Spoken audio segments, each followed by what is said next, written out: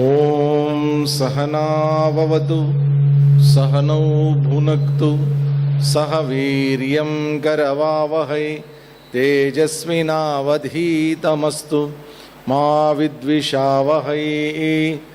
ఓం శాంతి శాంతి శాంతి. ఓం గురుర్బ్రహ్మా గురుర్విష్ణుః గురుర్దేవో మహేశ్వరః గురుః సాక్షాత్ పరబ్రహ్మ తస్మై శ్రీ గురవే నమః. చిన్మయం వ్యాపి యత్సర్వం త్రైలోక్యం సచరాచరం తత్పదం దర్శితం యేన తస్మై శ్రీ గురవే నమః. సదాశివసమారంభాం శంకరాచార్యమధ్యమాం అస్మదాచార్యపర్యంతాం వందే గురుపరంపరాం. వందే గురుపరంపరాం.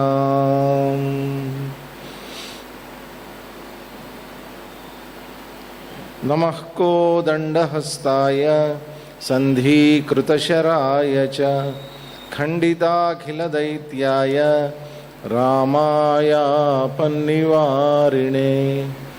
రామాయ రామభద్రాయ రామచంద్రాయ వేధసే రఘునాథాయ నాథాయ సీతాయాః పతయే నమః.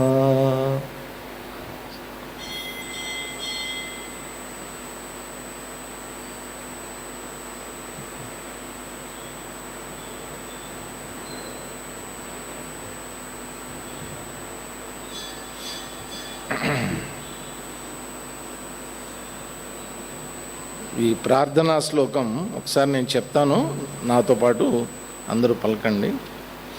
సర్వ వేదాంత సిద్ధాంత గోచరం తమగోచరం గోవిందం పరమానందం సద్గురుం ప్రణతోస్మ్యహం. సద్గురుం ప్రణతోస్మ్యహం.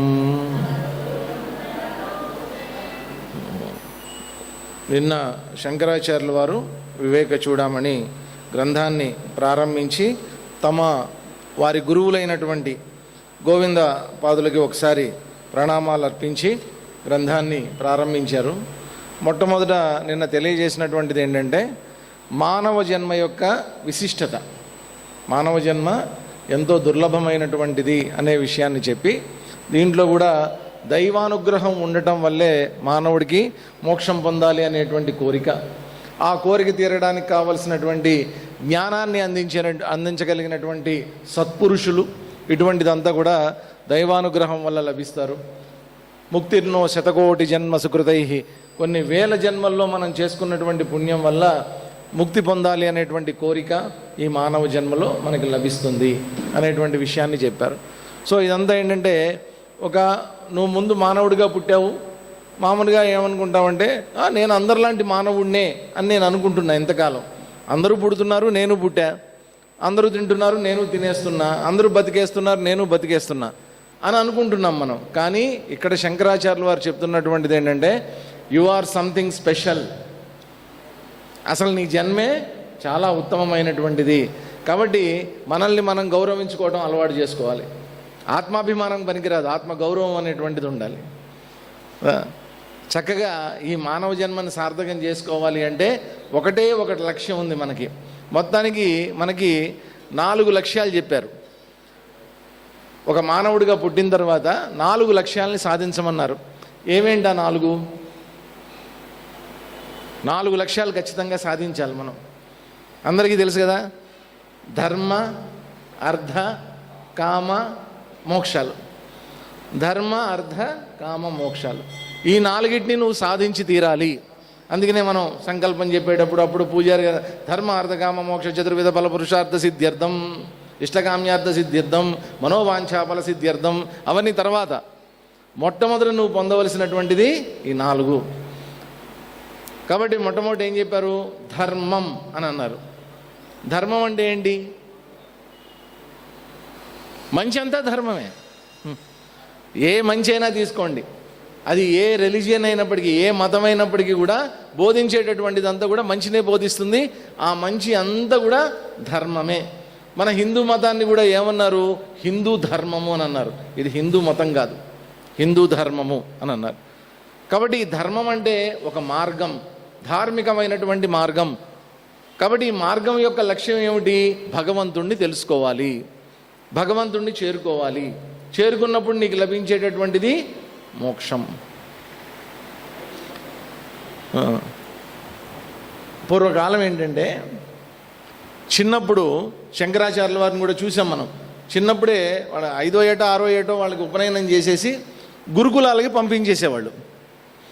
ఆ గురుకులాల్లో ఉండి వాళ్ళు ఏం చేసేవాళ్ళు అంటే విద్యాభ్యాసం చేసుకునేవాళ్ళు. గురువుని సేవించుకుంటూ, గురుపత్నిని సేవించుకుంటూ అక్కడే విద్యాభ్యాసం అంతా కూడా. ఎప్పటి వరకు అంటే యుక్త వయస్సు వచ్చేదాకా, 21, 22 ఏళ్ళు వయసు వచ్చేదాకా కూడా వాళ్ళు చేసేటటువంటిదంతా కూడా గురు శుశ్రూష, ధర్మ సముపార్జన, ఈ రెండే. అక్కడికి వెళ్ళిన తర్వాత physics, chemistry, mathematics, social sciences, social studies ఇవన్నీ ఏముండవు. కేవలం ధర్మం తెలుసుకోవటమే.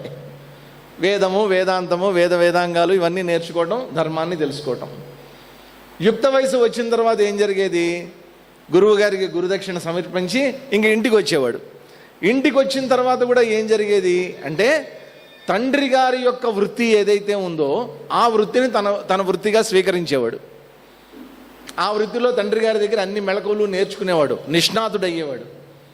ఆ సమయంలో కూడా తండ్రి ధర్మపరుడై ఉండేవాడు, కొడుకు గురువు దగ్గర నేర్చుకున్నటువంటి ధర్మం ఉండేది, ధార్మికమైనటువంటి జీవనం ఉండేది.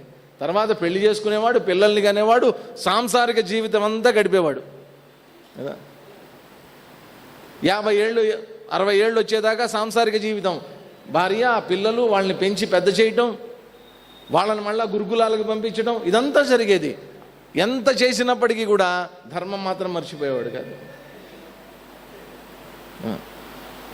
ఆ తర్వాత మోక్షం పొందాలి అని అనుకుంటే సన్యాసం, లేదనుకుంటే అదేవిధంగా మరణించటం. కాబట్టి జీవితం అంతా కూడా ధర్మం ధర్మం ధర్మం. అందుకని ఏం చెప్తారంటే, ధర్మం అంగే జీర్ణం. ధర్మం అనేటువంటిది ఎట్లా ఉండాలట? మన వ్యక్తిత్వంలో జీర్ణం అయిపోవాలట.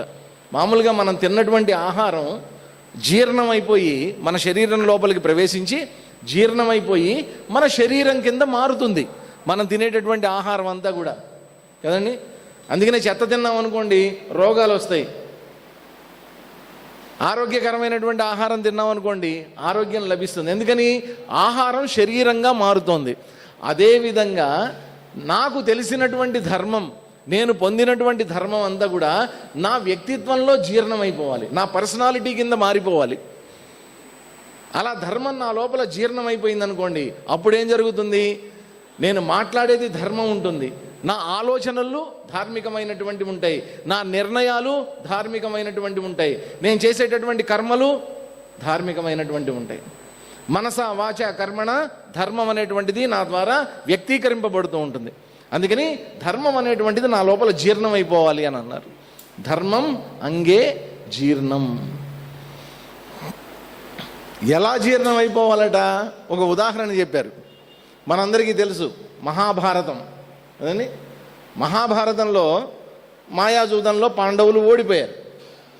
ఓడిపోయిన తర్వాత వాళ్ళకి అరణ్యవాసం, అజ్ఞాతవాసం వచ్చింది. ఈ అరణ్యవాసం చేస్తూ ఉన్నప్పుడు వాళ్ళు ఏం చేశారంటే ఒక పర్ణశాల లాంటిది ఒకటి నిర్మించుకుని అడవిలో అక్కడే తల్లితో సహా అక్కడే ఉంటూ వచ్చారు వాళ్ళు. ఒకరోజు ఏం జరుగుతుందంటే, లోపల ధర్మరాజు, కుంతీదేవి ఏదో ఒక విషయం మీద డిస్కషన్ చేస్తున్నారు, చర్చ జరుగుతోంది. మిగతా 4 తమ్ముళ్ళు బయట చెట్టు కింద అరుగు మీద కూర్చుని వాళ్ళు ఏదో మాట్లాడుకుంటున్నారు. ఇంతలో ఎక్కడి నుంచో ఒక వృద్ధ బ్రాహ్మణుడు పరిగెత్తుకుంటూ వాళ్ళ దగ్గరికి వచ్చాడు. ఆ బయట కూర్చున్నటువంటి 4 తమ్ముళ్ళ దగ్గరికి వచ్చి చెప్పాడు, నేను కూడా ఇదే అడవిలో ఒక ఆశ్రమాన్ని కట్టుకుని ఉన్నాను. ఇక్కడ నేను ప్రతిరోజు కూడా అగ్నిహోత్రం చేస్తాను, హోమం చేస్తాను. నిత్యాగ్నిహోత్రం అంటారు. ప్రతిరోజు అగ్నిహోత్రం చేస్తాను నేను. ఆ అగ్నిహోత్రంలో అగ్నిని ప్రజ్వలింపజేయడానికి అరణి అని ఒక పరికరం ఉంటుంది. చూసుంటారు ఈ రోజుల్లో యూట్యూబ్లో, అక్కడ బాగా కనిపిస్తోంది అది కదండి. ఒక మన కార్పెంటర్స్ దగ్గర ఉంటుంది ఒకటి తాడు చుట్టి దాన్ని ఇలా ఇలా లాగుతారు. లాగితే కింద అగ్ని వస్తుందన్నమాట. కార్పెంటర్స్ ఇదివరకు మా పక్క బర్మా అనేవాళ్ళు దాన్ని. మామూలుగా మజ్జిగ చిలుకుతారు చూసారా, తాడు కట్టి అలా చిలుకుతారనమాట. చిలికినప్పుడు ఆ కింద ఉండేటటువంటి చెక్కలో అగ్ని పుడుతుంది. ఆ పరికరాన్ని అరణి అంటారనమాట. నా దగ్గర కూడా ఒక అరణి ఉంది. అయితే ఏం జరిగిందంటే ఇవాళ పొద్దున ఆశ్రమంలోకి ఒక పెద్ద దాన్ని ఏమంటారు లేడీ అండ్ జింక అది ఆశ్రమంలోకి చొరబడింది. దానికి పెద్ద పెద్ద కొమ్ములు ఉన్నాయి. ఆ కొమ్ముల మధ్యలో అది ఇరుక్కుపోయింది, అది పారిపోయింది. ఆ జింక పారిపోయింది. ఇప్పుడు ఆ అరణి లేదు నా దగ్గర. ఈ అరణి లేకపోతే నేను అగ్నిని ప్రజ్వలింపజేయలేను. అగ్నిని ప్రజ్వలింప చెయ్యలేకపోతే ఇవాళ చేయవలసినటువంటి నిత్యాగ్నిహోత్రం ఆగిపోతుంది. ఇవాళ చేసేటటువంటి నిత్యాగ్నిహోత్రం కనుక ఆగిపోతే నాకు బ్రహ్మహత్యా దోషం చుట్టుకుంటుంది. కాబట్టి మీరు చూస్తే యువకుల్లాగా ఉన్నారయ్యా, 4 కాస్త వెతికి ఆ లేడీ ఎక్కడుందో, అరణి ఎక్కడుందో నాకు వెతికి తెచ్చిపెట్టండి అయ్యా అని రిక్వెస్ట్ చేశాడు. చేస్తే ఈ అన్నదమ్ములందరూ నవ్వారు. ఏమయ్యా ముసలాడివి, ఒకరోజు అగ్నిహోత్రం చేయకపోతే ఏమవుతుంది? ఏం కాదులే, కొంపలేం అంటుకోవులే, అయినా మేమే కష్టాల్లో ఉన్నాము, నీ కష్టాలు కూడా మేమెక్కడ నెత్తినేసుకోమంటావు అని చెప్పి ఏదో కొంచెం యథాలాపంగా మాట్లాడేశారు. మాట్లాడేసిన తర్వాత లోపల ఉన్నటువంటి ధర్మరాజు ఈ విషయాన్ని అంతా వింటున్నాడు ఒక చెవితో. ఆయన కోపం వచ్చింది, బయటకు వచ్చాడు. మీకు బుద్ధి ఉందా లేదా? మనం క్షత్రియులం, వచ్చినటువంటి వాడు బ్రాహ్మణుడు. ఆయన ధర్మాన్ని ఆయన పాటిస్తున్నాడు, మన ధర్మాన్ని మనం పాటించకపోతే ఎట్లాగా? పదండి ఎదుగుదాం అన్నాడు. సరే అని చెప్పి 5 కలిసి వెతుకుతున్నారు. వెతుకుతూ ఉంటే ఇలాగే మంచి ఎండల కాలం, 42 degrees 43 degrees అయిపోయింది. విపరీతమైనటువంటి దాహం వేస్తోంది. ఆ లేడీ కనిపించలేదు, ఆ జింక కనిపించలేదు, ఆ అరణి కనిపించలేదు వాళ్ళకి. మొత్తానికి అందరూ కలిసి ఓ చెట్టు కింద కూలబడ్డారు. మధ్యాహ్నం 1 గంట అయింది. అయిన తర్వాత ధర్మరాజు అన్నాడు అందరికంటే చిన్నవాడైనటువంటి సహదేవుణ్ణి పిలిచి, అరే ఇంక ఓపిక లేదురా, దగ్గరలో ఎక్కడన్నా మంచినీళ్ళు ఏమన్నా కనిపిస్తాయేమో చూడు, వెళ్ళి చూసిరా, దొరికితే కనుక తాగుదాము, తాగి మళ్ళీ కంటిన్యూ చేద్దాం, వెతుకుదాం అన్నాడు. అనేసరికి సహదేవుడు వెళ్ళాడు చూద్దామని. వెళ్ళినటువంటి సహదేవుడు ఎంతకీ తిరిగి రాకపోయేసరికి నకులుడిని పంపించాడు, వెళ్ళి చూసిరా ఏం జరిగిందో అని. నకులుడు కూడా వెళ్ళాడు, తిరిగి రాలా. అర్జునుడు వెళ్ళాడు, తిరిగి రాలా. భీముడు వెళ్ళాడు, తిరిగి రాలా. చివరికి తానే స్వయంగా వెళ్ళాడు. వెళ్ళేసరికి ఈ 4 తమ్ముళ్ళు ఒక చెరువు ఒడ్డున రక్తం కక్కుకొని చచ్చిపడి ఉన్నారు. 4 చనిపోయారు. అనేసరికి ధర్మరాజుకి ఒక విషయం అర్థమైంది. బహుశా ఈ చెరువులో ఉండే నీళ్లు విషతుల్యమైనటువంటివి అయి ఉంటాయి, ఇవి తాగి చనిపోయి ఉంటారు. వీళ్ళు లేని బతుకు నాకు మాత్రం ఎందుకు, వీళ్ళ కోసమే కదా ఇంతకాలం జీవిస్తోంది, నేను కూడా తాగి చనిపోతానని చెప్పి ఆ నీళ్లు తాగుదామని చెరువులోకి వెళ్తున్నాడు. వెళ్తూ ఉంటే ఎక్కడి నుంచో ఒక అవ్యక్తమైనటువంటి వాణి, ఒక వాయిస్ వినిపించింది ఆయనకి. నేనా ఒక యక్షుడు మాట్లాడటం మొదలుపెట్టాడు. మాట్లాడి ఏమన్నాడంటే, ధర్మరాజా ఒక్క నిమిషం ఆగు, ఈ చెరువు నాది, నా ప్రాపర్టీ ఇది, నా ఓన్ ప్రాపర్టీ ఇది. దీంట్లో నువ్వు నీళ్లు తాగాలి అంటే ముందు నా అనుమతి తీసుకోవాలి. అనుమతి తీసుకోకుండా కనుక నీళ్లు తాగితే నీ తమ్ముళ్ళకి పట్టినటువంటి గతే నీకు పడుతుంది అన్నాడు. సరేనయ్యా, నువ్వు పర్మిషన్ ఇస్తే నేను నీళ్లు తాగుతాను, సరే అనుమతి ఇవ్వు అని అడిగాడు. నేను అనుమతి ఇవ్వాలి అంటే నేను అడిగిన ప్రశ్నలకి నువ్వు సమాధానం చెప్పాలి అన్నాడు. ఇది ఎక్కడ కండిషన్ రా బాబు అనుకున్నాడు. చావడానికి కూడా పర్మిషన్ కావాలి, ఆన్సర్స్ చెప్పాలి. సరే అడుగు అన్నాడు. మనందరం వినుంటాం చిన్నప్పుడు చందమామ కథల్లో 7th class 8th class text బుక్లో నాన్ డీటెయిల్స్లో చదువుంటాం. యక్ష ప్రశ్నలు అని ఉంటుంది. దిస్ ఈజ్ ద ఈ ఇన్సిడెంటే అనమాట. దాదాపు 200 ప్రశ్నలు అడిగాడు. ఏదో 1-2 అడుగుతాడు అనుకున్నాం, 200 ప్రశ్నలు అడిగాడు. విచిత్రం ఏంటంటే 200 ప్రశ్నలకి ధర్మరాజు ధర్మబద్ధంగా సమాధానం చెప్పాడు. ఎక్కడ ధర్మాన్ని పొరపాటును కూడా తప్పకుండా 200 ప్రశ్నలకి సమాధానం చెప్పాడు ధర్మరాజు. అది ధర్మరాజులో ఉండేటటువంటి ధర్మం. చెప్తే అప్పుడు ఆ యక్షుడు ఆశ్చర్యపోయి, ధర్మరాజా, నిన్నేదో ఇబ్బంది పెట్టడానికి క్వశ్చన్స్ అడిగానని అనుకోకు, నువ్వేదో మాయాజూడం ఆడావు, నువ్వు అధర్మం చేసావు అని లోకం అంతా అనుకుంటోంది, అది తప్పు అని చెప్పడానికి నేను 200 ప్రశ్నలు అడిగాను నిన్ను. నీ లోపల ఇంత ధర్మం ఉందని చెప్పి ప్రపంచానికి తెలియాలి అన్నాడు ఆయన. కాబట్టి నాకు చాలా ఆనందంగా ఉంది నీ ధర్మాన్ని చూసిన తర్వాత. నీకు ఏదైనా ఒక వరం ఇస్తాను, కోరుకో. ఏంటా వరం అంటే, ఇక్కడ చనిపోయి ఉన్నటువంటి 9 ఒకళ్ళని బతికిస్తాను, ఎవరు కావాలో కోరుకో అన్నాడు. ఒకళ్ళని బతికిస్తా. వేరే ఆలోచన లేకుండా, రెండో ఆలోచన లేకుండా ధర్మరాజు వెంటనే ఏమడిగాడంటే, నకులుణ్ణి బతికించు అన్నాడు. రెండో ఆలోచన లేదు ఇంకా. యక్షుడు ఆశ్చర్యపోయాడు. అసలు అందరికంటే ఫస్ట్ వచ్చినటువంటి వాడు సహదేవుడు. రేపొద్దున మహాభారత మహాసంగ్రామం రాబోతోంది. దీంట్లో దుర్యోధనుడిని నువ్వు ఎదుర్కోవాలి అంటే భీముడు కావాలి నీకు, భీముడిని వద్దన్నావు. కర్ణుడిని ఎదుర్కోవాలంటే అర్జునుడు కావాలి, అర్జునుడిని వద్దన్నావు. నకులుణ్ణే ఎందుకు కోరుకున్నావు అని అడిగాడు. అప్పుడు మనకి మామూలుగా మనం టీటీడీ వాళ్ళు రాస్తూ ఉంటారు, అక్కడ చూసారా, ధర్మో రక్షతి రక్షిత. అప్పుడు ఆయన ధర్మరాజు చెప్పినటువంటి మాట అన్నమాట, ధర్మ ఏవ హతోహంతి ధర్మో రక్షతి రక్షిత. ధర్మాన్ని కనుక నేను నాశనం చేస్తే నా చేత నాశనం చేయబడినటువంటి ధర్మం నన్ను నాశనం చేస్తుంది. నేను ధర్మాన్ని కనుక రక్షిస్తే నా చేత రక్షింపబడినటువంటి ధర్మం నన్ను రక్షిస్తుంది. ఇందులో ధర్మం ఏముందయ్యా అన్నాడు. ఇందులో ధర్మం ఏమిటా, నా తండ్రికి 2 భార్యలు, మొదటి భార్య కొడుకైనటువంటి నేను బతుకున్నా, కుంతీదేవి కొడుకుని నేను బతుకున్నా, రెండో భార్య మాద్రీదేవి, ఆవిడ భార్య ఆ భార్య పెద్ద కొడుకు బతికి ఉండడం అనేటువంటిది ధర్మం. Simple logic. వెంటనే యక్షుడికి కళ్ళమ్మటి నీళ్ళు వచ్చి, ఒకడిని కాదురా అందరినీ బతికిస్తున్నా పో అన్నాడు. అందరినీ బతికించి ఆ అరణ్యని కూడా తెచ్చిచ్చాడు. వీళ్ళు దేనికోసమైతే వెతుకుతున్నారో అరణ్య తెచ్చిచ్చి పొండింటికి అన్నాడు ఆయన. ధర్మం అంగే జీర్ణం. మన వ్యక్తిత్వం ధర్మం కింద మారిపోవాలన్నమాట. అలాంటి వ్యక్తులతోటి తయారైనటువంటి సమాజం ఎలా ఉంటుందో ఒకసారి ఊహించుకోండి. అందుకని పూర్వకాలం ఋషులు మునులు వీళ్ళంతా కూడా ధర్మం ధర్మం ధర్మం.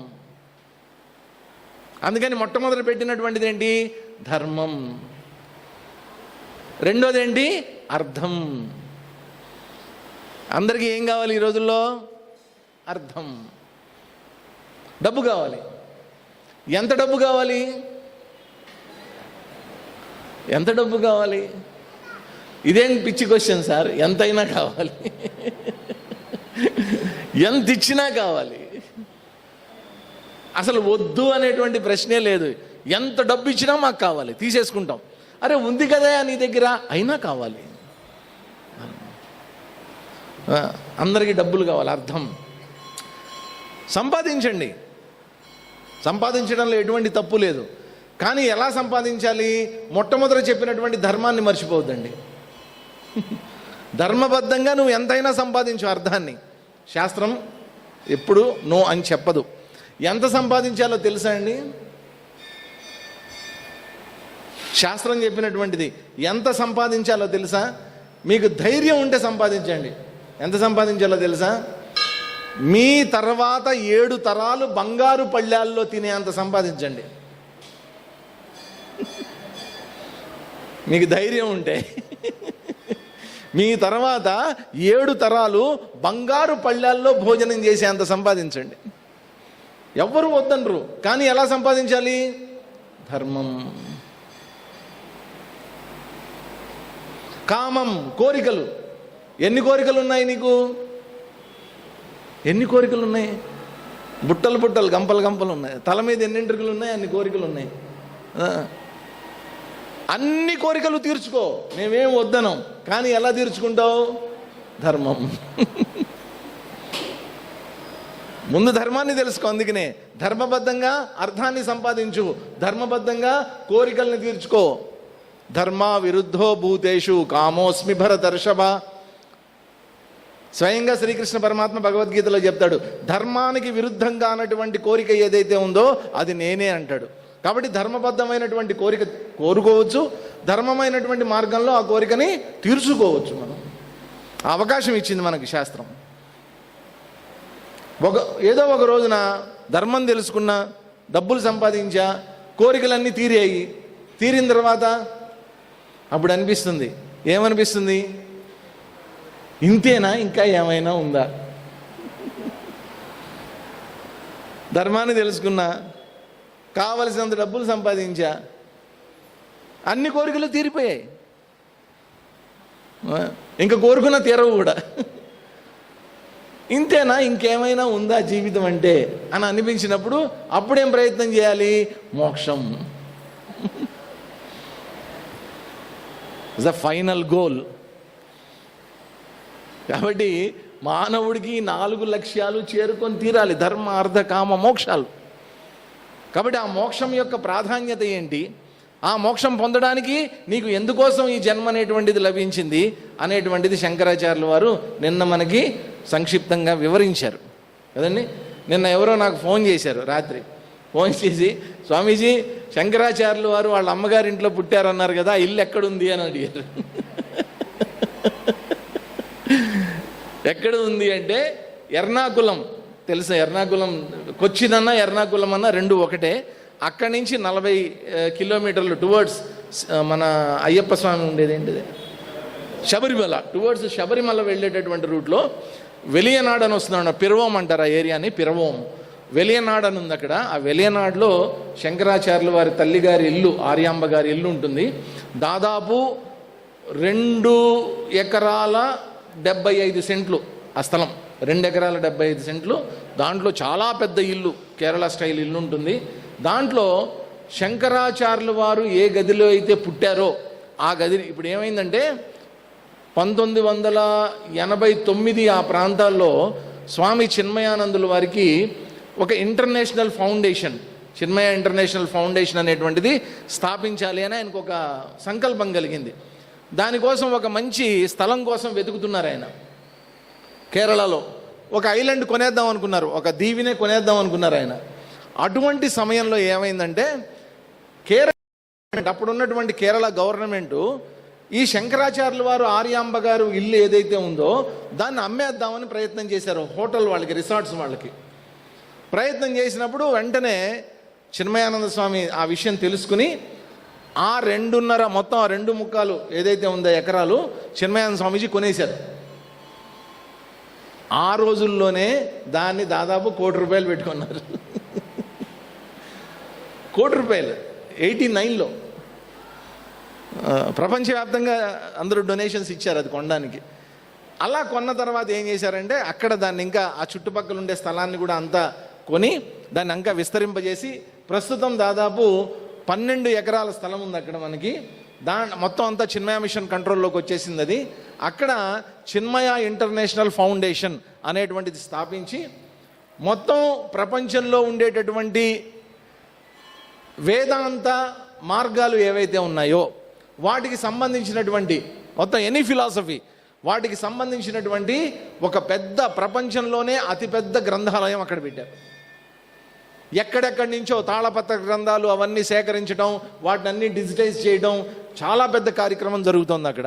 దాంతోపాటు ఇప్పుడు చిన్మయ విశ్వవిద్యాపీఠ్ అని చెప్పి ఒక డీమ్డ్ యూనివర్సిటీ మనకి యూజీసీ పర్మిషన్ ఇచ్చింది. దాదాపు మన చిన్మయ మిషన్ ఆశ్రమం దగ్గర నుంచి 6 కిలోమీటర్ల దూరంలో 78 ఎకరాల్లో ఒక కొండ మొత్తం కొనేశారు మన వాళ్ళు. కొనేసి చిన్మయ మిషన్ చిన్మయ విశ్వవిద్యాపీఠ్ అని చెప్పి ఒక యూనివర్సిటీనే స్టార్ట్ చేసేస్తున్నారు అన్నమాట. కన్స్ట్రక్షన్ అంతా అయిపోతుంది. రేపు మే 8వ తారీఖున యూనివర్సిటీ ఇనాగ్రేషన్, వచ్చే నెల మే 8వ తారీఖున స్వామి చిన్మయానంద గారి జన్మదినం ఆ రోజున జరుగుతుంది. ఇదంతా శంకరాచార్యుల వారి ఇంటికి 6 కిలోమీటర్ల దూరం అన్నమాట వెలియనాడు నుంచి. So we are connected with Shankaracharya directly. ఆ విధంగా ఆ వెలియనాడులో పుట్టినటువంటి ఆయన ఇట్లా మనం నిన్న కాశీ వెళ్ళటం వరకు చూసాం మనం. ఆ కాశీలో కూడా ఒక రోజున ఆయన శిష్యులతో కలిసి ఆయన మధ్యాహ్న ఆహ్నికానికి గంగానది ఒడ్డుకి వస్తున్నారు. ఆయన వస్తూ ఉంటే స్వయంగా శంకరులు వారే ఒక పరీక్ష పెట్టాలనుకున్నాడు ఈయన శంకరాచార్యుల వారికి. అప్పటికే ఈయన అద్వైతాన్ని విపరీతంగా ప్రజల్లోకి తీసుకుని వెళ్తున్నారు. అప్పుడున్నటువంటి ఒకానొక సామాజిక రుగ్మత, అప్పుడు ఆ రోజుల్లో ఉన్నటువంటి సామాజిక రుగ్మత ఏంటంటే బౌద్ధ మతం. ఎందుకో మళ్ళీ చర్చిద్దాం దాన్ని. ఏం జరిగిందంటే ఆ రోజుల్లో బౌద్ధ మత వ్యాప్తి అనేటువంటిది జరుగుతూ వచ్చింది. అశోకుడు కూతురు, ఆవిడ పేరేదో సంఘమిత్ర అని ఆవిడ, వీళ్ళందరూ కలిసి బౌద్ధ మత వ్యాప్తి అనేటువంటిది చేయడం మొదలుపెట్టారు. బౌద్ధ మతం దగ్గరికి వచ్చేసరికి ఏమైందంటే, బౌద్ధ మతం ఏం లేదండి, హిందూ మతం నుంచి విడిపోయినటువంటి ఒకానొక మతం అది.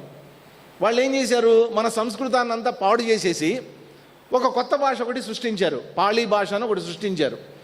దాంట్లో వాళ్ళకి తెలిసినటువంటి సిద్ధాంతాలు, వాళ్ళు నమ్మినటువంటి విధానాలు ఇవన్నీ చొప్పించేశారు. దానివల్ల ఏమైపోయింది, వేదం అంతా కూడా నాశనం అయిపోయింది.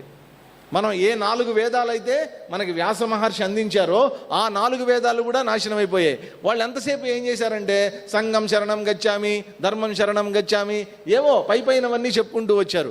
కానీ మన వేదంలో ఉన్నటువంటి రహస్యాలు, వేదాంతంలో ఉండేటటువంటి అంతరార్థాలు ఇవన్నీ కూడా సమూలంగా నాశనం అయిపోయాయి. ఆ సమయంలో శంకరాచార్యుల వారు పనిగట్టుకుని మళ్ళా హిందూ ధర్మాన్ని ఉద్ధరించాలి అన్నటువంటి సంకల్పంతో ఎక్కడెక్కడైతే బౌద్ధ మత సన్యాసులు ఉన్నారో, ఎక్కడెక్కడైతే బౌద్ధ ఆరామాలు ఉన్నాయో ప్రతి చోటకి వెళ్ళడం, వాళ్ళని ఓడించడం, అక్కడ అద్వైత మతాన్ని స్థాపించడం, ఇలా చేస్తూ వచ్చారు ఆయన. అటువంటి సమయంలో ఈ కాశీ నది ఒడ్డున, ఆయన గంగా నది ఒడ్డున వెళ్తూ ఉన్నప్పుడు స్వయంగా శంకరుడు, శివుడు 4 కుక్కలను తీసుకొని ఒక చండాలుడి రూపంలో ఆయన ఎదురొచ్చాడు. ఆ రోజుల్లో చండాలులని ఉండేవాళ్ళు, అంటే వాళ్ళు కాటికాపర్లు, అంటే వాళ్ళు ఈ మురికి పనులు ఇటువంటివి చేసేటటువంటి వాళ్ళు అన్నమాట. వాళ్ళు అంటే అశుద్ధాన్ని ఎత్తడం తీయడం, ఏమైనా జంతువులు చనిపోతే కళేబరాలు తీసుకొని వెళ్ళడం, వాళ్ళని కొంచెం చండాలు అనేవాళ్ళు అనమాట. వాళ్ళ జీవన విధానం కూడా అలాగే ఉండేది. వాళ్ళ దగ్గరికి ఎవరు వెళ్ళేవాళ్ళు కాదు, దూరంగా ఉంచేవాళ్ళు అటువంటి వాళ్ళని.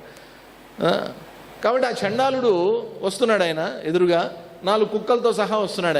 ఆయన వెంట 4 కుక్కలు కూడా వస్తున్నాయి. శంకరాచార్యుల వారు చూశారు. ఆయన శిష్యులందరూ కూడా తప్పుకో గచ్చ తప్పుకో అన్నారు. అనేసరికి ఆ చండాలుడు సంస్కృతంలో మాట్లాడడం మొదలుపెట్టాడు. నువ్వు తప్పుకో పక్కకు జరుగు అని అంటున్నావు.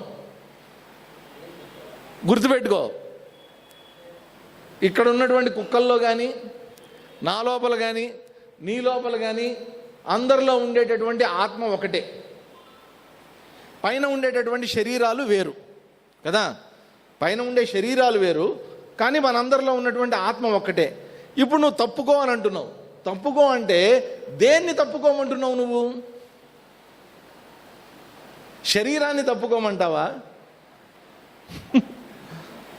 శరీరాన్ని తప్పుకోమంటే నువ్వు ఇంకా అద్వైత స్థితికి రానట్టు. ఆత్మని తప్పుకో అంటే అది తప్పుకునేది కాదు.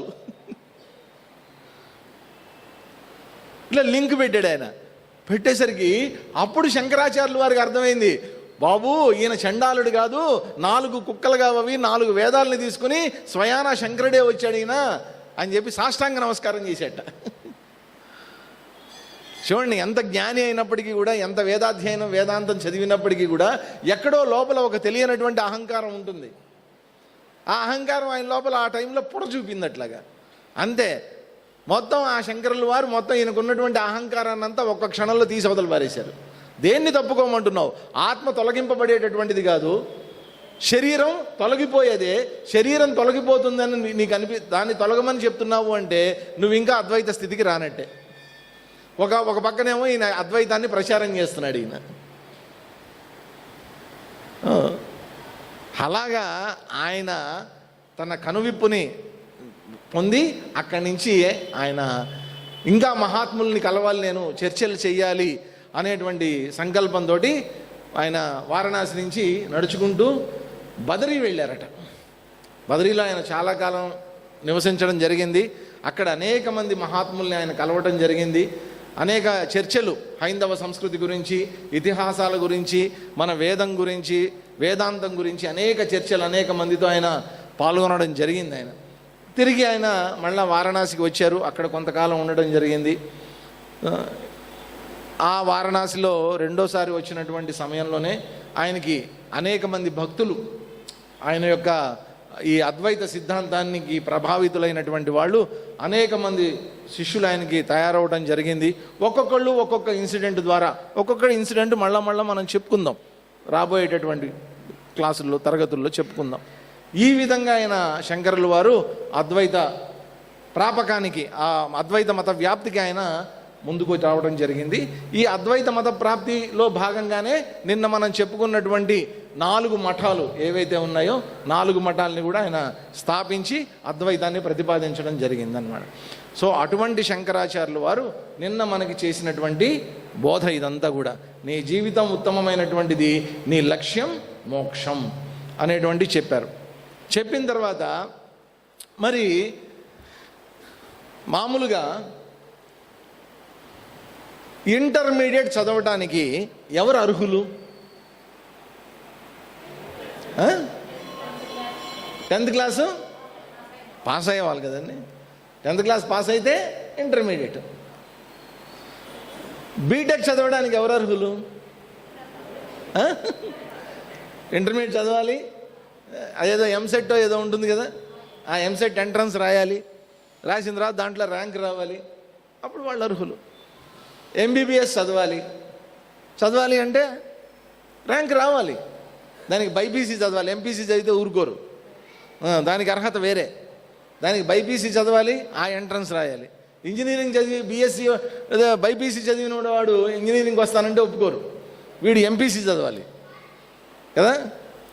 అలాగే నేను కూడా భగవంతుడిని తెలుసుకుంటాను అని అంటే నీకు అర్హత ఉందా అని అడుగుతుంది శాస్త్రం. అర్థమైందా? నువ్వు చదువు, ఇంజనీరింగ్ చదువు, నీకు అర్హత ఉందా? నువ్వు ఎంబీబీఎస్ చదువుకో, నీకు అర్హత ఉందా? నేను భగవంతుడి గురించి తెలుసుకుంటాను, నీకు అర్హత ఉందా? సార్, ఈ ప్రశ్న ఎవరు అడగలేదండి ఇంతవరకు మమ్మల్ని. ఏదో మాకు తెలిసినంత వరకు మేము చేస్తున్నాం. ఇంట్లో పూజలు చేసుకుంటాం, గుడికి వెళ్తాం, నమస్కారాలు పెట్టుకుంటాం, ప్రదక్షిణలు చేస్తాం, తీర్థయాత్రలు చేసేస్తాం, ప్రసాదాలు తినేస్తాం. ఏదో ఇదంతా మేము భక్తి అని అనుకుంటున్నాం, ఇదంతా సాధన అని మేము అనుకుంటున్నాం. కొంచెం అడ్వాన్స్ అయ్యి ధ్యానం చేస్తాం, మెడిటేషన్ చేస్తాం, ఇవన్నీ చేస్తున్నాం, మంచిదే. నీకు అర్హత ఉందా? ఇప్పుడు ఫ్లైట్ ఎంతమంది ఎక్కారు? ఏరోప్లేను చాలామంది ఎక్కుంటారు. ఫ్లైట్లో దాదాపు 130 మంది ఉంటారు. మామూలు జెట్ అయితే 130 మంది కూర్చోవచ్చు. దాంట్లో 2 పైలట్లు ఉంటారు, ఒక 5-6 అటెండెంట్లు వాళ్ళు ఉంటారు అనమాట, ఎయిర్ హోస్టెస్లు వాళ్ళు. 130 మందిని గాల్లోకి తీసుకెళ్ళాలి అంటే, క్షేమంగా తీసుకెళ్ళి మళ్ళా క్షేమంగా తిరిగి ఆ ఏరోప్లేన్ని దించాలి అంటే అర్హత ఉండాలా వద్దా? ఏముందండి, ఏదో ఇలా అంటే పైకి వెళ్తుంది, ఇలా అంటే కిందకి దిగుతుంది అని అనుకున్నాం అనుకోండి, ఊరికినే ఏమవుతుంది తర్వాత 130 మంది ప్రాణాలు గాల్లో కలిసిపోతాయి కదండి. ఏ పని చేయాలన్నా అర్హత అనేటువంటిది ఉండాలి. కానీ వేదాంతంలో ఏంటంటే, వేదాంత అధ్యయనం చేయడానికి, సాధన చేయడానికి కూడా అర్హత ఉండాలి నీకు అని అంటుంది శాస్త్రం. ఒక్కటి సింపుల్గా చెప్పండి, అన్నం తినడానికి ఎవడు అర్హుడు? ఆకలైన వాడు అర్హుడు. మంచినీళ్ళు తాగడానికి ఎవడు అర్హుడు? దాహం వేసిన వాడు అర్హుడు.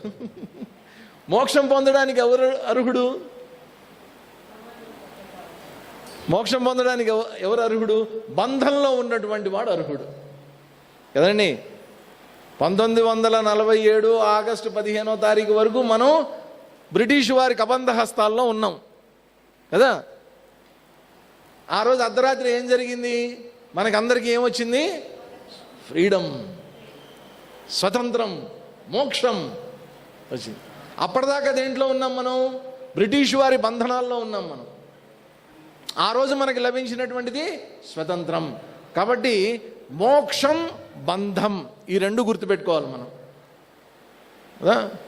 ఇప్పుడు ఇంట్లో ఒక కుక్క పిల్ల ఉందనుకోండి, దాన్ని కట్టిపడేస్తాం. దాన్ని కట్టేసినంతసేపు అది ఎలా కోరుకుంటుంది? ఏమని కోరుకుంటుంది? నా కట్టు ఎప్పుడు ఇప్పుడేస్తారు? ఒక ఆవైనా కానీ, ఒక ఎద్దైనా కానీ కట్టు ఎప్పుడు ఇప్పేస్తారు? ఆ కట్టు విప్పేసుకోవటమే మోక్షం.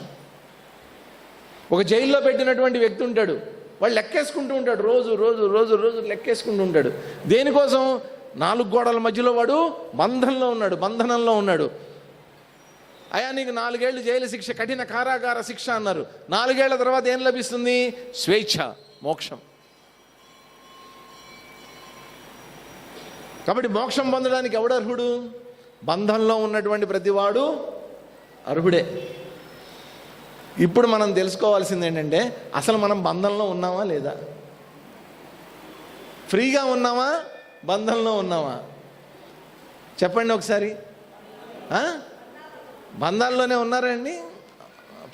అది గుర్తించడం మొదటి మెట్టు. నేను బంధాల్లో ఉన్నాను అని తెలుసుకోవడం ఏదైతే ఉందో, అది గుర్తించడం ఏదైతే ఉందో, మనం వేదాంతంలో ఒక స్టెప్ ముందుకు ఎక్కినట్టే. అందుకని నువ్వు ప్రయత్నం చేయి, శాస్త్రాధ్యయనం చెయ్యాలి, గురువు గారి దగ్గరికి వెళ్ళాలి, గురు బోధలు వినాలి, నీ విచక్షణను ఉపయోగించాలి. ఎంత చేస్తే కానీ నీకు మోక్షప్రాప్తి అనేటువంటిది, భగవద్ దర్శనం అనేటువంటిది నీకు కలగదు. అయితే గురువుల దగ్గరికి వెళ్ళినా, శాస్త్రాన్ని అధ్యయనం చేసినా, నీ వరకు నీకు ఉండాల్సినటువంటి కొన్ని అర్హతలు ఉన్నాయి. వాటిని ఏమంటారంటే అధికారి లక్షణాలు అంటారు వేదాంతంలో. అధికారి లక్షణాలు. మామూలుగా మనకి గవర్నమెంట్ ఆఫీసుల్లో అక్కడ అధికారులు అంటే ఎవరు? ఆఫీసర్స్ అన్నమాట. వాళ్ళ కింద 10 మంది పనిచేస్తూ ఉంటారు. రకరకాల సూపరింటెండెంట్లు ఉంటారు వాళ్ళ కింద క్లర్కులు ఉంటారు, రకరకాల టైపిస్టులు ఉంటారు. రకరకాలుగా అధికారి అనేటువంటి వాడు అధికారాన్ని చెలాయిస్తూ ఉంటాడు. కానీ వేదాంతంలో మాత్రం అధికారి అంటే ఎవరంటే అర్హత కలిగినటువంటి స్టూడెంట్, విద్యార్థి, అర్హత కలిగినటువంటి సాధకుడు. ఇప్పుడు నువ్వు అర్హత సంపాదించాలంటే నీకు ఏ ఏ లక్షణాలు ఉండాలి? ఆ లక్షణాలని చెప్తున్నారు ఇక్కడ. ఒకసారి ఆ లక్షణాలని చూద్దాం ఇవాళ. సాధనాన్యత్ర చత్వారి కథితాని మనీషిభిః యేషు సత్స్వేవ సన్నిష్ఠా యదభావేన సిద్ధ్యతి. ఏవి ఉండటం వల్ల, యేషు సత్స్వేవ, ఏవైతే ఏ లక్షణాలైతే ఉండటం వల్ల నీకు సిద్ధి అనేటువంటిది లభిస్తుందో, సిద్ధి అంటే మోక్ష సిద్ధి. యదభావే, ఏవైతే లేకపోవటం వల్ల నీకు సిద్ధి అనేటువంటిది లభించటో, అలాంటివి సాధన అన్యత్ర చత్వారి. ఈ సాధన అన్యత్ర చత్వారి 4 ఉన్నాయి అన్నారు. ఈ 4టి గురించి కూడా కథితాని మనీషిభిః, మనీషులు, మనందరం మనుషులం. మనీషులు అంటే ఎవరు? మనీష్ పేరు కూడా పెట్టుకుంటూ ఉంటారు. మనీష్ అంటే మహాత్ములు, శాస్త్రజ్ఞానం కలిగినటువంటి వాళ్ళు, పాండిత్యం కలిగినటువంటి వాళ్ళు. సరిగ్గా చెప్పాలంటే మన ఋషులు మునులు వీళ్ళంతా కూడా మార్గదర్శకం చేసేటటువంటి వాళ్ళని మనీషులు అన్నారనమాట. కాబట్టి ఈ మనీషులైనటువంటి వాళ్ళు, శాస్త్రజ్ఞానం కలిగినటువంటి వాళ్ళు 4 రకాల లక్షణాలు నీకు ఉండాలి అని చెప్పారట ఆ రోజుల్లో. ఏవేంటి ఆ 4 అనేటువంటిది చెప్తున్నారు ఇక్కడ. ఆదౌ నిత్యానిత్య వస్తు వివేక పరిగణ్యతే. మొట్టమొదటి ఏం చెప్తున్నాం? నిత్యానిత్య వస్తు వివేక పరిగణ్యతే. నిత్య అనిత్య వస్తు వివేకం అనేటువంటిది చెప్పబడుతోంది. ఇహ అముత్ర ఫలభోగ విరాగ తదనంతరం.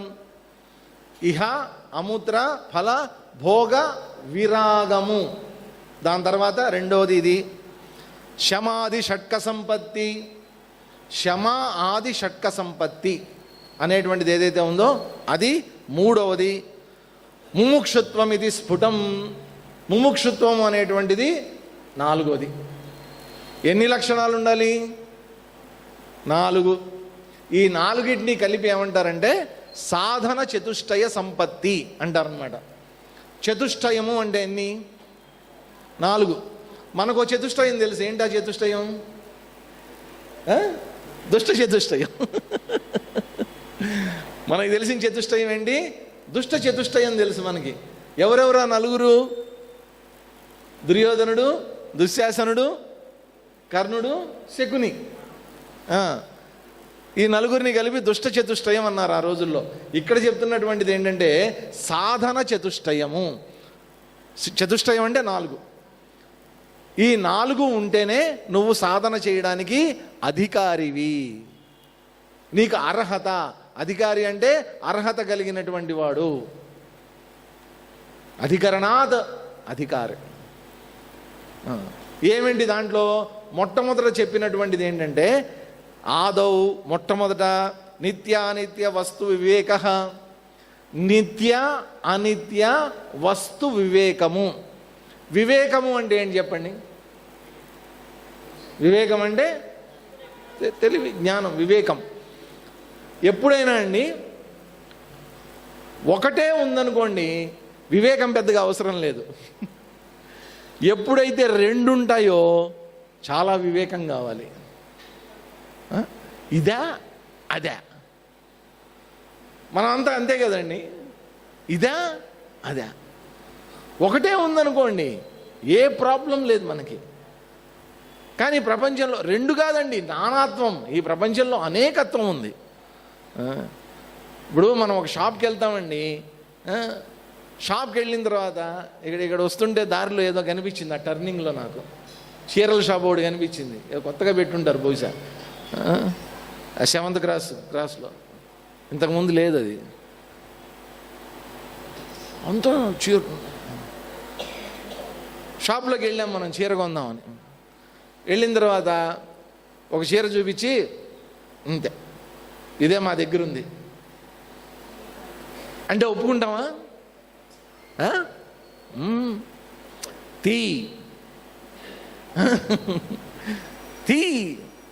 తీస్తుంటారు, వేస్తుంటారు, ఇంకా తీస్తుంటారు, వేస్తుంటారు.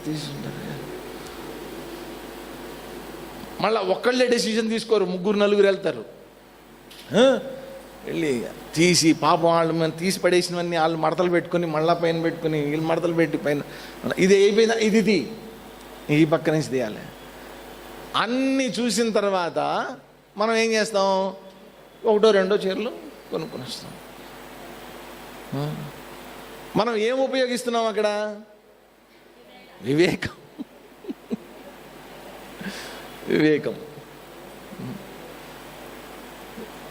రోజు మనం వివేకంతో ఉన్నాం. ఈ వివేకం లేకపోతే బతకలేమండి మనం. భగవంతుడు మనకి పెట్టినటువంటిది ఒక అద్భుతమైనటువంటి శక్తి మనకది. మన బుద్ధి పెట్టాడు, బుద్ధిలో వివేకం కూడా పెట్టాడు. విచక్షణ చేసేటటువంటి శక్తిని పెట్టాడు మన దగ్గర.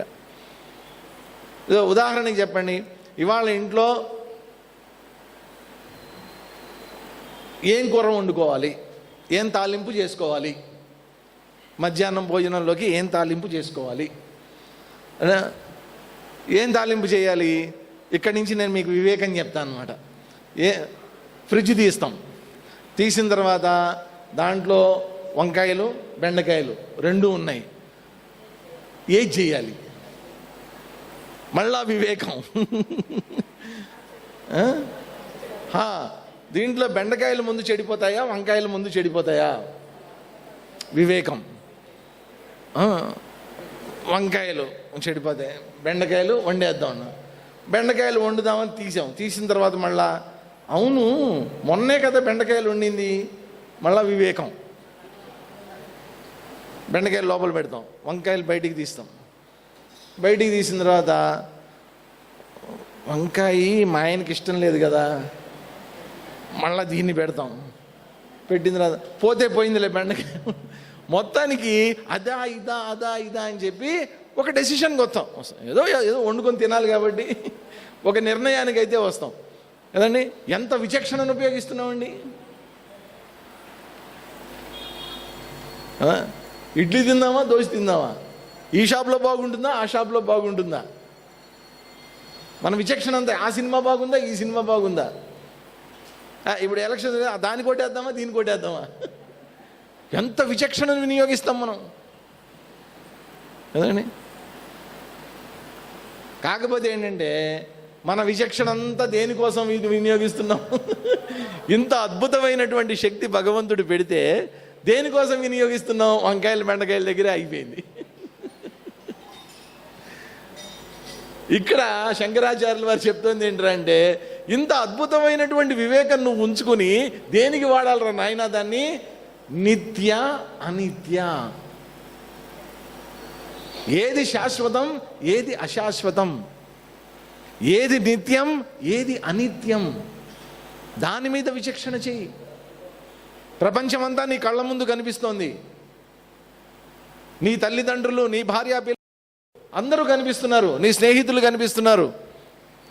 తెల్లారు లేస్తే కొన్ని వందల రకాల వస్తువులతోటి నువ్వు జీవిస్తూ ఉన్నావు. మొబైల్ ఫోన్లు, సెల్ ఫోన్లు, టీవీలు, ఫ్రిడ్జ్లు, గ్యాస్ స్టవ్లు, కార్లు, స్కూటర్లు, ఇన్ని రకాలైనటువంటి వస్తువులతో నువ్వు జీవిస్తున్నావు. ఇవన్నిటిని ఉపయోగించుకుని నీ జీవితం అంతా జీవింపబడుతోంది. ఏది శాశ్వతం? నీ కనిపిస్తున్నటువంటివి, నావి అనుకున్నటువంటివి, నీతో సహా ఏదైనా శాశ్వతమైంది ఉందా? ఇక్కడ ఏదైనా నిత్యమైంది ఉందా? సరే సార్, ఇవన్నీ అనిత్యమే, పోతే పోని. మరి ఇవన్నీ అనిత్యమైందైతే నిత్యం ఏది? ఇవన్నీ అశాశ్వతమైతే మరి శాశ్వతమైనటువంటిది ఏది అనే వివేచన.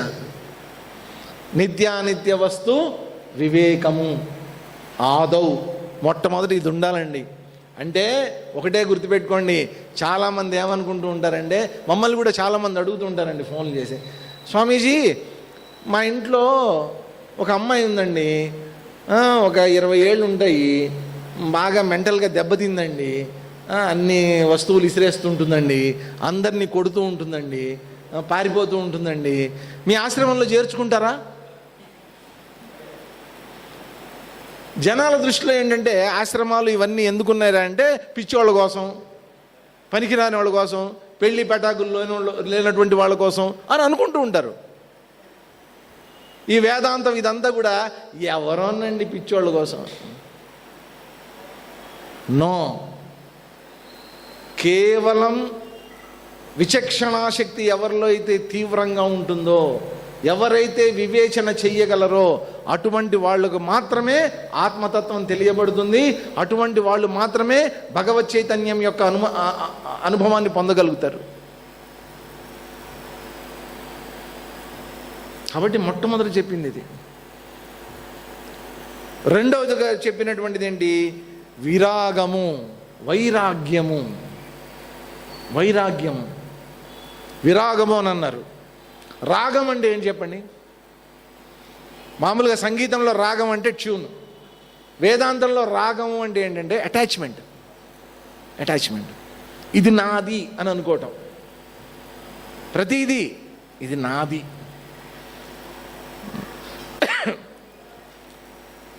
ఒకసారి కర్నూలు ఇప్పుడు నంద్యాల జిల్లా అయిపోయినట్టుంది. అది మన అదేంటి ఉయ్యాలవాడ. అక్కడ నేనేదో ఉపన్యాసానికి వెళ్ళా. ఊర్లో ఏదో వారం రోజులు ఇట్లాగే భగవద్గీత ఎప్పుడానికి వెళ్తే 4వ రోజు 5వ రోజు నేను వెళ్ళేసరికి 2 ఆడవాళ్ళు పోట్లాడుకుంటున్నారు. పోట్లాడుకుంటుంటే అందరూ వచ్చి సర్ది చెప్తున్నారు. ఇంకా నేను స్టేజ్ మీదకి వెళ్ళి కూర్చున్నాను. అయిపోయింది నా ఉపన్యాసం, అయిపోయింది. 1:15 నిమిషాలు చెప్పా. అయిపోయిన తర్వాత నా ఉపన్యాసం అంతా శ్రద్ధగా విన్నారు. విన్న తర్వాత 2 మళ్ళా కలిసి పోట్లాడుకోవడం మొదలుపెట్టారు. ఆ 1:15 నిమిషాలు శ్రద్ధగా విన్నారు. అయిపోతూనే మళ్ళా మొదలు 2 పోట్లాట. ఏంట్రా అంటే 3 రోజుల నుంచి ఒక ఆవిడ ఒక కుర్చీలో కూర్చుంటుందట. 4వ రోజున ఇంకొక ఆవిడ వచ్చి ఆ కుర్చీలో కూర్చుంది. ఆవిడేమంటుంది? నా కుర్చీలో కూర్చున్నావే, నేను కదా అక్కడ కూర్చుంటోంది రోజు. ఈవిడేమంటుంది, నువ్వేమైనా ఇంట్లోంచి తెచ్చుకున్నావా, నువ్వేమైనా కొన్నావా? ఆహా, నేను రోజు కూర్చుంటాను కదా, రోజు కూర్చుంటే పక్క సీట్లో కూర్చో ఇవాళ. ఇది మానవుడి నైజం. 3 రోజులు నాది అని నేను అనుకున్న తర్వాత 4వ రోజు ఎవడు చెప్పక్కర్లా, ఇంక అది నాదే. ఇది రాగం, అటాచ్మెంట్. ఇది నాది నాది నాది. ఏదైతే నాది అని అనుకున్నానో నా దగ్గర నుంచి ఇంక అది పోకూడదు, నా కుర్చీలో ఇంకోటి కూర్చోకూడదు. ఇది నాది. ఇప్పుడు చెప్పండి, ఈ నాది అని అనిపించేటటువంటివి ఎన్నున్నాయి మీ దగ్గర?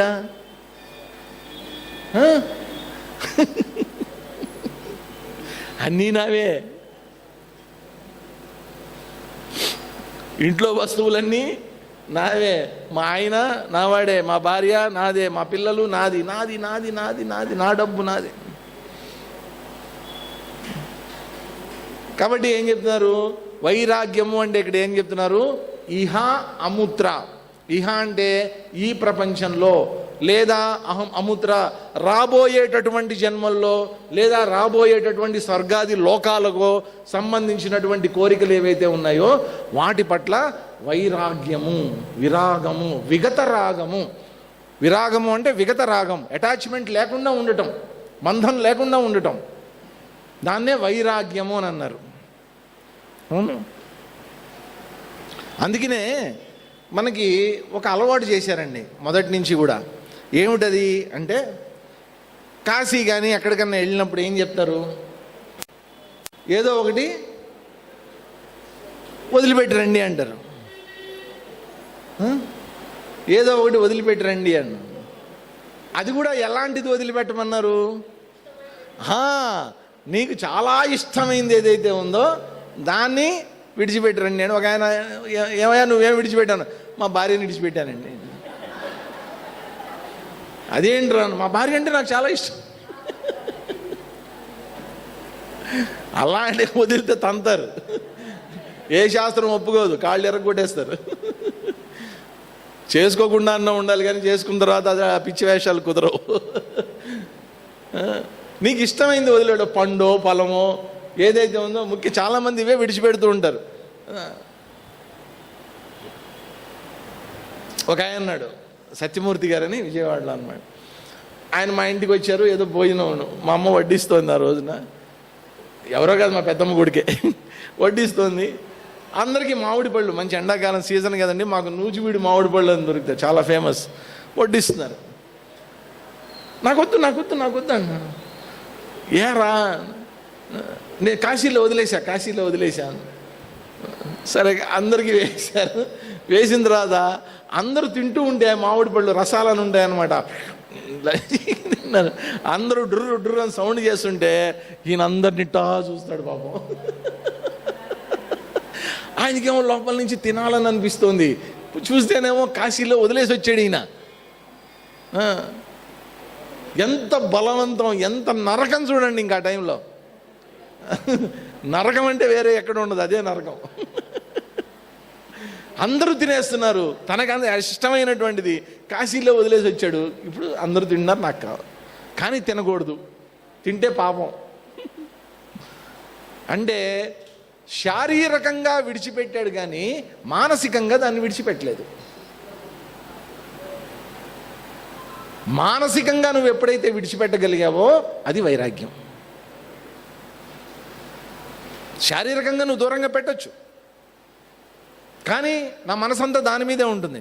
నువ్వు మానసికంగా విడిచిపెట్టలే. ఇంకా అలా విడిచిపెట్టగలిగితే ఈ లోకంలో ఉండేటటువంటి కర్మఫలాలని కానీ, రాబోయేటటువంటి జన్మలు వాటి కర్మఫలాలు కానీ, రాబోయేటటువంటి ఉత్తమ గతులు, స్వర్గాది ఉత్తమ గతులు కానీ, వాటికి సంబంధించినటువంటి ఫలాల్ని నువ్వు ఇప్పుడే కనుక విడిచిపెట్టగలిగితే, వాటికి దూరంగా ఉండగలిగితే దాన్ని వైరాగ్యము అని అన్నారు. మామూలుగా కొన్ని వైరాగ్యాలు చెప్తారండి. ఆపాత వైరాగ్యం, ప్రసూతి వైరాగ్యం, శ్మశాన వైరాగ్యం, ఇటువంటివి చెప్తూ ఉంటారనమాట.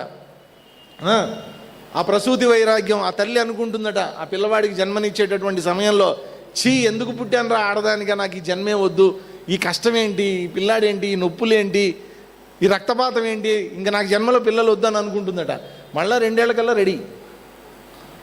అంటే ఆ కాసేపే ఉంటుంది ఆ వైరాగ్యం. శ్మశాన వైరాగ్యం అంటారు. ఆ శవాన్ని శ్మశానానికి తీసుకెళ్తారు. ఆ శవంతో పాటు 10 మంది వెనకాతలు చేరి వెళ్తారు అక్కడికి. వెళ్ళిన తర్వాత ఆ కట్టెల మీద పడుకోబెట్టినటువంటి శవం కాలిపోతూ ఉంటే అప్పుడు అనుకుంటాడు ప్రతివాడు, ఛీ నేను కూడా ఏదో ఒక రోజు నింతే కదా, నన్ను ఈ చితి మీద పడుకోబెడతారు కదా, నా శరీరం కూడా ఇలాగే కాలిపోతుంది కదా, ఏమి జీవితం రా దుర్భరమైన జీవితం అని అనుకుంటాట. శ్మశానం నుంచి ఇంటికి వచ్చిన తర్వాత మళ్ళా మామూలే. ఆ వైరాగ్యం శ్మశానంలోనే విడిచిపెట్టేశాడు. ఆ పాత వైరాగ్యం వస్తూ ఉంటుంది పోతూ ఉంటుంది, వస్తూ ఉంటుంది పోతూ ఉంటుంది వైరాగ్యం మనకి. ఇది కాదండి వైరాగ్యం. తార్కికంగా ఆలోచించి, అందుకనే ముందేం పెట్టారండి, నిత్యానిత్య వస్తు వివేకము అనేటువంటిది పెట్టారు. నువ్వు ముందు ఆలోచించు, ఆలోచించిన తర్వాత దాని మీద వైరాగ్యాన్ని పొందితే ఆ వైరాగ్యం నిలబడుతుంది. ఏదో విడిచిపెట్టమన్నారు కదా అని చెప్పి నువ్వు విడిచిపెట్టేసావనుకోండి, అది వైరాగ్యం కాదు.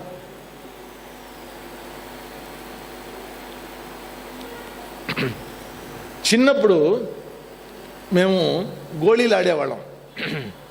మగపిల్లలందరూ గోళీలు ఆడతారు చిన్నప్పుడు. ఇప్పుడు ఎవరు ఆడట్లేదులేండి, అవి గోళీలు లేవు కూడా, ఇప్పుడు ఎవరికి రాదు కూడా ఆడటం.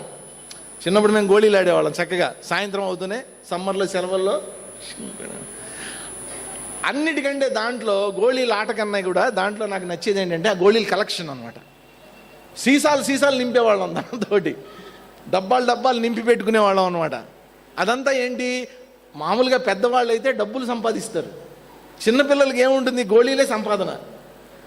సంపాదించి దాంట్లో రకరకాలైన రంగులు గోళీలు, గ్రీన్ అన్నీ ఒక దాంట్లో, పింక్ అన్నీ ఒక దాంట్లో, సోడా గోళీలని ఉండేవి, తేనె గోళీలని ఉండేవి, అవి మళ్ళీ ఒక సెపరేట్ డబ్బా, రకరకాలుగా పెట్టేవాళ్ళం అనమాట. ఇంటికి ఎవడన్నా వస్తే అందరికీ చూపించేవాళ్ళం, ఇగో నేను సంపాదించిన గోళీలు. అదంతా ఏంటి, నావి, ఇవన్నీ నావి, నేను కష్టపడి ఆడి సంపాదించా ఇదంతా. ఆ గోళీలు వాడి సంపాదన. ఇదే పిల్లవాడు ఒక 12 ఏళ్ళు 14 ఏళ్ళు వచ్చిన తర్వాత నాకు ఇంట్లో సైకిల్ కొనిచ్చారు. సైకిల్ కొనిచ్చిన తర్వాత ఇంకా ఈ గోళీలాట వెళ్ళిపోయింది. అప్పుడేంటి, నాకు సైకిల్, నా సైకిల్. ఆ తర్వాత ఏం చేశాను, మొత్తం ఆ గోళీలన్నీ పిల్లలందరినీ పిలిచి తీసుకుంటారా తల్లో కాస్త అని చెప్పి అందరికీ ఇచ్చేసా. ఇప్పుడు నాకు దేని మీద ప్రేమ, నా సైకిల్ మీద ప్రేమ. ఇంటర్మీడియట్ అంతా సైకిల్ మీద వెళ్ళా. డిగ్రీ 2nd ఇయర్కి వచ్చిన తర్వాత ఆ టీవీఎస్ ఏదో కొనిచ్చారు డిగ్రీ 2nd ఇయర్లో. అప్పుడు సైకిల్ తీసుకోరా, వేరే పిల్లోడికి ఇచ్చేసా. జాబ్లో జాయిన్ అయిన తర్వాత అప్పుడేదో ఇండు చూసుకి కొందరు టీవీఎస్ షాంపూ తీసుకో. అప్పుడు దాని మీద ఏమొస్తుంది మనకి, వైరాగ్యం.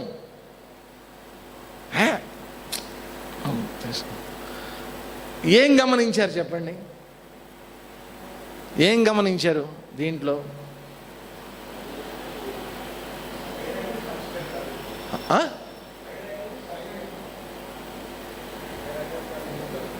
ఉత్తమమైనటువంటిది దొరుకుతూ ఉన్నప్పుడు అల్పమైనటువంటి దాని మీద వైరాగ్యం వస్తుంది. అర్థమైందా? ఇప్పుడు నా దగ్గర ఉన్నటువంటి దానికన్నా ఇప్పుడు నా దగ్గర ఓన్లీ గెలాక్సీ S10 ప్లస్ ఏదో ఉంది కదా, ఇప్పుడేదో ఏవో కొత్తగా వచ్చాయి, V22 ఏవో వచ్చాయి. ఇప్పుడు ఆ ఫోన్ నా దగ్గరకు వచ్చింది అనుకోండి, ఈ ఫోన్ తీసుకొని ఇచ్చేస్తా. ఎందుకని, దీనికంటే అది ఉత్తమమైంది. ఆర్టిఫిషియల్ ఇంటెలిజెన్స్ ఉన్న ఫోన్ నాకు ఇచ్చారనుకోండి, ఎవరన్నా 1,32,000 అంట ఇచ్చారనుకోండి, ఇదెంతండి 15,000 తీసుకో, ఇచ్చేస్తా. ఉత్తమమైంది దొరికినప్పుడు అల్పమైన దాని మీద నాకు వచ్చేటటువంటిది వైరాగ్యము. కాబట్టి ఏది ఉత్తమం ఏది అల్పం అనేటువంటి విచక్షణ చేయగలగాలి. చేసినప్పుడు నీ వైరాగ్యం అనేటువంటిది నిలబడుతుంది. లేకపోతే ఎలాంటి వైరాగ్యం, ఇప్పటిదాకా చెప్పుకున్నామే, ప్రసూతి వైరాగ్యం, శ్మశాన వైరాగ్యం, ఆపాత వైరాగ్యం, అలాగే ఉంటుంది. సో నీకు ఉండేటటువంటి వైరాగ్యం విచక్షణతో కూడుకున్నటువంటిదై ఉండాలి. దాని తర్వాత చెప్పినటువంటిది ఏమన్నారు, శమాది షట్క సంపత్తి. శమ ఆది షట్క సంపత్తి. షట్కము అంటే 6, సంపత్తి అంటే సంపద. సంపదలు అంటే ఏంటి? మామూలుగా మానవుడికి సంపదలు ఆస్తులు, పొలాలు, సైట్లు, ఇళ్ళు, బంధుగణం, బంగారం, వెండి, ఇదంతా ఏంటి? సంపద. మరి సాధకుడైనటువంటి వాడికి, భక్తుడైనటువంటి వాడికి ఉండాల్సిన సంపద ఏంటి? శమ ఆది షట్క సంపత్తి. ఆది శమ మొదలైనటువంటి 6. ఏమిటా 6 అంటే? శమ, దమ, ఉపరతి, శ్రద్ధ, సమాధాన, తితిక్ష. ఈ 6 రకాలైనటువంటి లక్షణాలు కనుక ఉంటే దాన్ని షట్క సంపత్తి అని అన్నారు. వాటి గురించి ఒక్కొక్క దాని గురించి అవసరం వచ్చినప్పుడల్లా మనం చూద్దాం. ఇక 4వది ఏమిటి? ముముక్షుత్వం. అన్నిటికంటే ముఖ్యమైనటువంటిది ముముక్షుత్వం. ముముక్షుత్వం అంటే ఏంటి? నేను మోక్షాన్ని పొందాలి అనేటువంటి కోరిక ముముక్షుత్వం. ఇది స్ఫుటం. కాబట్టి మోక్షోమే భూయాతి ఇది ఇచ్ఛ, నేను మోక్షాన్ని పొంది తీరాలి అనేటువంటి కోరిక ఏదైతే ఉందో దాన్ని మోక్షము అని అన్నారు. నేను మోక్షాన్ని పొంది తీరాలి, అంత తీవ్రమైనటువంటి కోరిక ఉంటేనే నీకు మోక్ష సిద్ధి అనేటువంటిది లభిస్తుంది. కాబట్టి మోక్షం పొందాలి అనేటువంటి కోరిక లేకుండా, నా మోక్షం పొందాలనే కోరిక లేకుండా నేను వివేకము, వైరాగ్యము ఇవన్నీ పొందాను అనుకోండి, ఏమైనా ప్రయోజనం ఉందా దానివల్ల? లక్ష్యం ఉండాలి. వివేకము, వైరాగ్యము ఇవన్నీ లేకుండా మోక్షాన్ని పొందగలవా? లేదు. కాబట్టి మొట్టమొదటి ఇవన్నీ చెప్పి చివరిలో ఏం చెప్పారు? మోక్షం అన్నారు. ఇక్కడ ముముక్షుత్వము, నాకు మోక్షం కావాలి అనేటువంటి తీవ్రమైనటువంటి కోరిక. తీవ్రమైనటువంటి కోరిక ఎలాంటి కోరిక తెలుసా అండి? కోరిక అంటే మామూలు కోరిక కాదండి, తీవ్రమైన ఇచ్ఛ అన్నారు. అందుకనే కోరిక. ఒక గురువు గారి దగ్గరికి ఒక శిష్యుడు వెళ్ళాడు. వెళ్ళి గురువుగారిని అడిగారు. యంగ్స్టర్ అనమాట, చాలా యుక్త వయసులో ఉన్నటువంటి వాడు. స్వామి, నాకు భగవంతుడిని చూడాలనుంది, చూపించండి అన్నాడు. భగవంతుడిని చూడాలనుంది, చూపించండి. ఎందుకయ్యా నువ్వు చిన్నపిల్లవాడివి, నీకెందుకు చెప్పి ఇవన్నీ? భగవంతుడు ఇవన్నీ నీకు అవసరమా? పోయి చదువుకో, ఉద్యోగం చేసుకో, పెళ్లి చేసుకో, పో అన్నాడు. లేదు స్వామి, నాకు భగవంతుడిని చూడాలనుంది అన్నాడు. అరే నీకు చెప్తున్నాను కదయ్యా, ఎందుకు నీకు ఈ భగవంతుడు ఇవన్నీ ఈ వయసులో? పోయి చదువుకో, హాయిగా పెళ్లి చేసుకుని పిల్లల్ని గాను అన్నాడు. లేదు స్వామి, నాకు భగవంతుడు చూసి తీరాల్సిందే అన్నాడు. సరే, నీకు భగవంతుడిని చూడాలనుంది కదా, ఒక పని చెయ్యి. అదిగో ఎదురుగుండా నది కనిపిస్తుంది కదా, ఆ నదిలో 3 సార్లు మునిగి నా దగ్గరికి రా, వస్తే భగవంతుడిని చూపిస్తానన్నాడు. సరే అని చెప్పి కుర్రవాడు వెళ్ళాడు. 3 సార్లు మునగటం నదిలో, అంతే కదా. వెళ్ళాడు, బుడుంగని మునిగాడు, లేచాడు. మళ్ళా మునిగాడు, మళ్ళా లేచాడు. మళ్ళా 3వసారి మునిగాడు. మళ్ళా లేద్దామని ప్రయత్నం చేస్తే పైకి లేవలేకపోతున్నాడు. ఎంత ప్రయత్నం చేసినా పైకి లేవలేకపోతున్నాడు. అర్థం కావట్లే అతనికి. ఏంటి నేను పైకి లేవలేకపోతున్నాను. చూస్తే ఈ పైన గురువుగారు ఉన్నారు కదా, ఆయన ఏం చేశారంటే గట్టిగా చెయ్యి పెట్టి అదింపెట్టి పెట్టాడు అనమాట. ఆయన పైకి లేవకుండా గట్టిగా నొక్కి పెట్టాడు అనమాట. ఓహో, నీళ్లలో ఉంటే దేవుడు కనిపిస్తాడేమో అనుకున్నాడు ఈ కుర్రవాడు. ఎంతసేపు ఉండగలడు? మహా అయితే ఒక 1/2 నిమిషం, 40 సెకండ్లు, 50 సెకండ్లు. ఆ చెయ్యి తీస్తాడేమో ఆయన అని చూస్తున్నాడు. ఆయన చెయ్యి తీడే, పైకి లేవకుండా నొక్కి పెట్టాడు అనమాట. చివరికి ప్రయత్నం చేస్తున్నాడు. ఆయన ప్రయత్నం చేసిన కొద్దీ ఈయన తొక్కి పెడుతున్నాడు. ఊపిరి ఆడట్లా. ఇంకేం చేయాలో అర్థం కాక, సార్ తీయండి సార్, చెయ్యి తీయండి సార్ అన్నాడు. ఉండరా, దేవుడు కనిపిస్తాడు. సార్ చచ్చిపోతాను సార్, ప్లీజ్ సార్ చెయ్యి తీయండి సార్ అన్నాడు. ఏం పర్వాలేదు నాయన, దేవుడు కనిపిస్తాడు. ఇంక మనవాడి వల్ల కాల. ఆ చెయ్యి తీసి బలవంతంగా నీళ్ళలోంచి పైకి వచ్చి ఏంటి సార్ నన్ను చంపేసేటట్టున్నారు కదా సార్ మీరు, ఏదో దేవుణ్ణి చూపిస్తానని, ఊపిరాడకుండా చేశారు కదా సార్ అని. చూడండి, ఆ సమయంలో నీళ్ళల్లో తొక్కిపెట్టినప్పుడు ఏం కోరిక ఉంటుంది అప్పుడు? ఏం కోరిక ఉంటుంది? ఒకే ఒక కోరిక ఉంటుంది ఆ టైంలో. ఏంటా కోరిక? ఆ టైంలో అరే నీకు ఒక 100 కోట్లు ఇస్తానురా, ఉండు 100 కోట్లు ఇస్తా నీకు, అనంతపురం రాసి ఇచ్చేస్తా నీకు.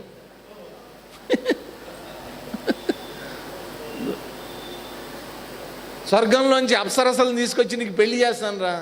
వద్దు సార్, నాకేం వద్దండి. ఆ టైంలో ఏంటి? ఒకటే ఒక కోరిక, నేను బతకాలి. ఆ టైంలో భగవంతుడు గుర్తురాడు, లౌకికమైనటువంటివి గుర్తురావు, ఏం గుర్తురావు. నేను బతకాలి అనే కోరిక తప్ప ఇంకా ఏదైనా వేరే కోరిక ఉంటుంది ఆ టైంలో? ఏది ఉండదు. అలాంటి కోరిక నేను మోక్షం పొందాలి అని ఉండాలండి. ఉంటే అది ముముక్షుత్వం. అంతే తప్ప నాకు ప్రపంచము కావాలి, మోక్షము కావాలి అంటే రాదండి. నాకు ఆస్తులు సంపదలు అన్నీ కావాలి, నాకు మోక్షము కావాలి, రాదు.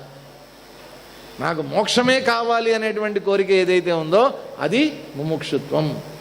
కాబట్టి సాధన చతుష్టయ సంపత్తి గురించి మనం ఇవాళ క్లుప్తంగా తెలుసుకున్నాం అన్నమాట. ఏమేంటా 4? నిత్యానిత్య వస్తు వివేకము కదండి, వివేకం. రెండోది వైరాగ్యము, మూడవది శమాధి షట్క సంపత్తి, 4వది ముముక్షుత్వము. ఈ 4 లక్షణాలు ఎవరైతే ఉంటారో, ఎవరికైతే ఉంటాయో అటువంటి వాడు దేనికి అర్హుడు?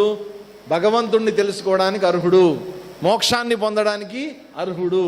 ఏ అర్హత లేకుండా నేను మోక్షాన్ని పొందుతాను అంటే నీ ప్రయత్నం అంతా కూడా వృధా అయిపోతుంది అనే విషయాన్ని శంకరాచార్యుల వారు ఇక్కడ మనకి తెలియజేశారు. రేపు ఇంకొన్ని శ్లోకాలు Hari. Thanks for watching. Please comment, like, share and subscribe our channel.